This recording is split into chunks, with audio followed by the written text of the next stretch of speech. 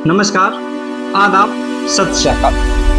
आप देख रहे हैं घटना एकेपीड 24 अजय पंडित के साथ।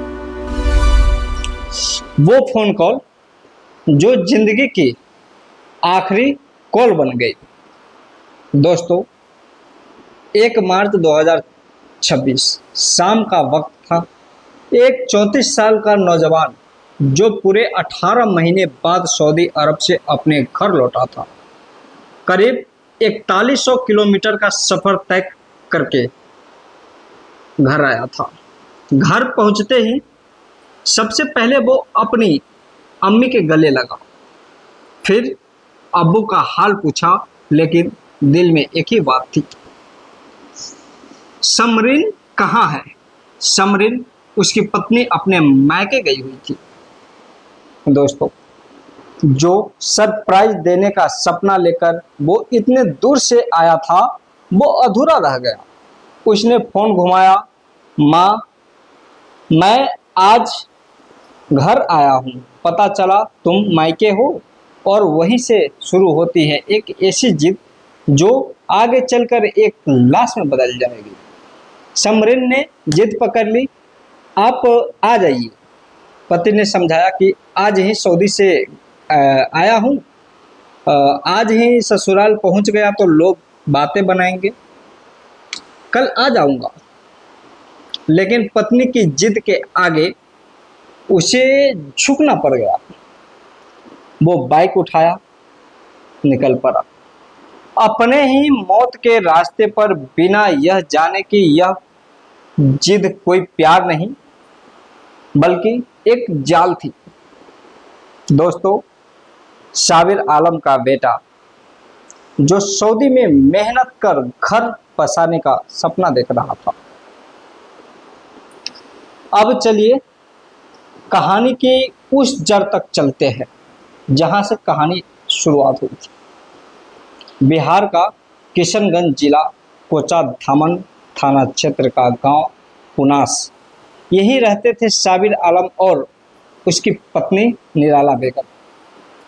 5 बेटे और 2 बेटियां, और सबसे बड़ा बेटा एहसान राजा। 12वीं पास करने के बाद अच्छी नौकरी नहीं मिली तो एहसान ने खेती किसानी में हाथ बटाना शुरू कर दिया। लेकिन उसके अंदर कुछ बड़ा करने की चाह थी। 2018 में उसने अपने पिता से कहा, अब्बू अगर आपकी इजाज़त हो तो मैं सऊदी अरब जाना चाहता हूँ। पिता ने मना नहीं किया। पिता ने आशीर्वाद दिया और एहसान सऊदी चला गया। वहाँ एक बच्चों के अस्पताल में वार्ड बॉय की नौकरी मिली। उसके बाद साल दर साल बीतते चले गए। एहसान जो भी कमाता अपने घर भेज देता। फिर 2024 में उसने रिश्तेदारों से कहा कि अब आपकी शादी की उम्र निकली जा रही है, जल्द ही रिश्ता तय करना पड़ेगा। और रिश्ता तय हुआ। पूर्णिया जिले के रोटा थाना क्षेत्र के गांव दोमोहिन की रहने वाली समरीन से दोनों परिवार राजी हुए और 30 मई 2024 को धूमधाम से शादी की गई। शादी के बाद सिर्फ 3 महीने का साथ, फिर 18 महीने की जुदाई। दोस्तों, शादी के बाद एहसान को महज अपने घर में 3 महीने ही पत्नी के साथ बिताने को मिला। छुट्टियां खत्म होते ही वापस उसे जाना पड़ा सऊदी। पत्नी ने रोकने की तमाम कोशिशें की, लेकिन एहसान का जवाब था, यहाँ रुकूंगा तो कमाई नहीं होगी, वहाँ से पैसा भेजता रहूँगा। तुम जोड़ती रहना, तुम अपना देखभाल करते रहना, एक दिन अपना घर बनाएंगे। और सच में उसने ऐसा ही किया। पैसे भेजता रहा, पत्नी के खाते में जमा होते रहे, यहाँ तक कि 3 कट्ठा जमीन भी खरीद ली गई।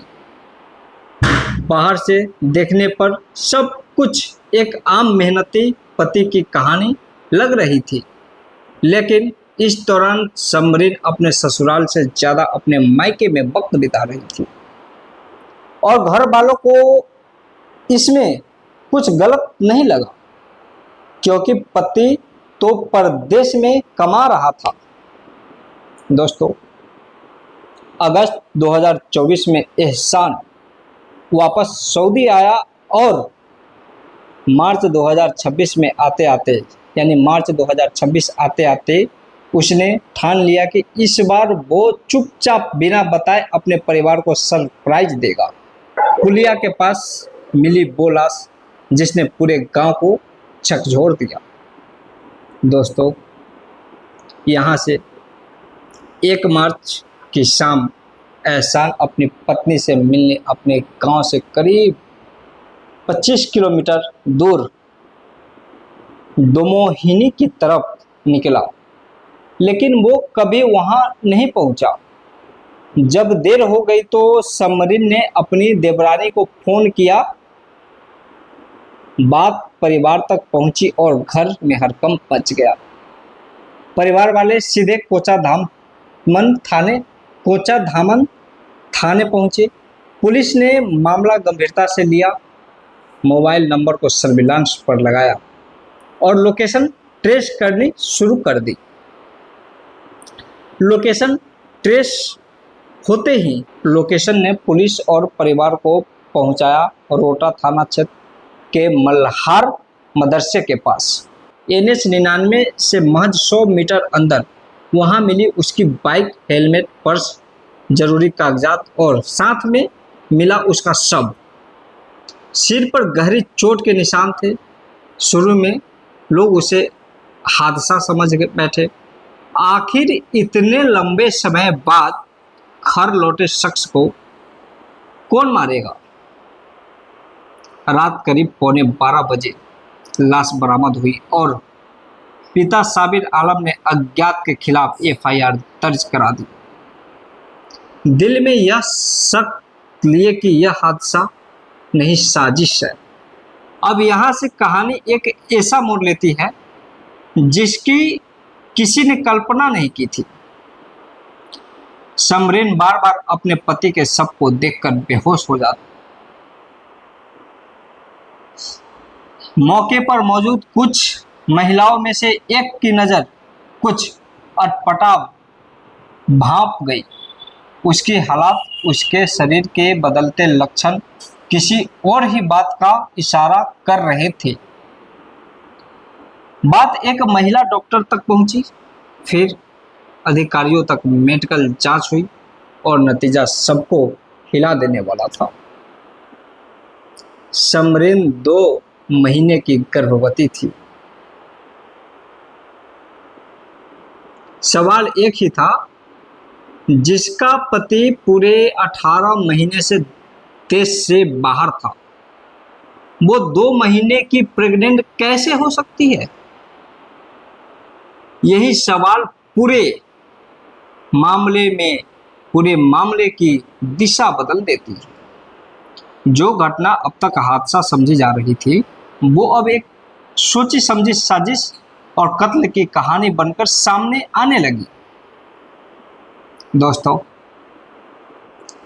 कॉल डिटेल्स ने खोला वो नाम जिसने सबको चौंका दिया। पुलिस ने अपने 2 दिशाओं में जांच तेज कर दी। एक तरफ समरीन से पूछताछ, दूसरी तरफ उसका कॉल डिटेल, रिकॉर्ड, CDR खंगालना शुरू हो गया। रिकॉर्ड में एक नाम बार बार सामने आ रहा था, सिराज अंजुम। जांच में पता चला कि सिराज कोई अजनबी नहीं बल्कि परिवार का ही लड़का था। समरीन का रिश्ते में चचेरा भाई। दोनों के बीच असामान्य रूप से करीबी और लगातार बातचीत होती रहती थी।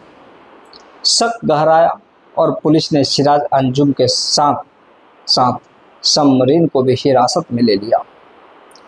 शुरुआती आधे घंटे तक दोनों ने अलग अलग कहानियां, बहाने बनाए लेकिन पुलिस की शक्ति के आगे, पुलिस की शक्ति पूछताछ के आगे टिक नहीं पाया और आखिरकार सच बाहर सामने आ गया।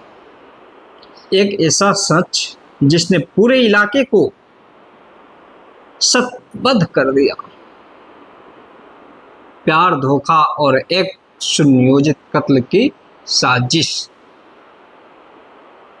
सब समरीन ने कबूल किया कि शादी से पहले ही वो अपने चचेरे भाई सिराज अंजुम से प्यार करती थी, लेकिन समाज, परिवार और लोकलाज की वजह से वो कभी इस रिश्ते को खुलकर स्वीकार नहीं कर पाई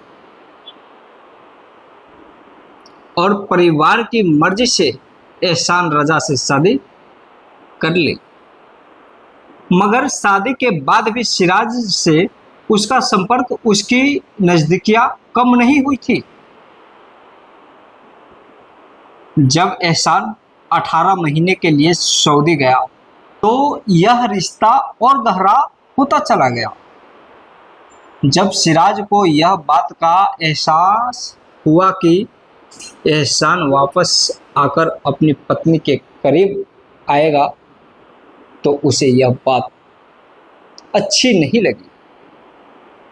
भाई बहन ने मिलकर एक खौफनाक फैसला किया,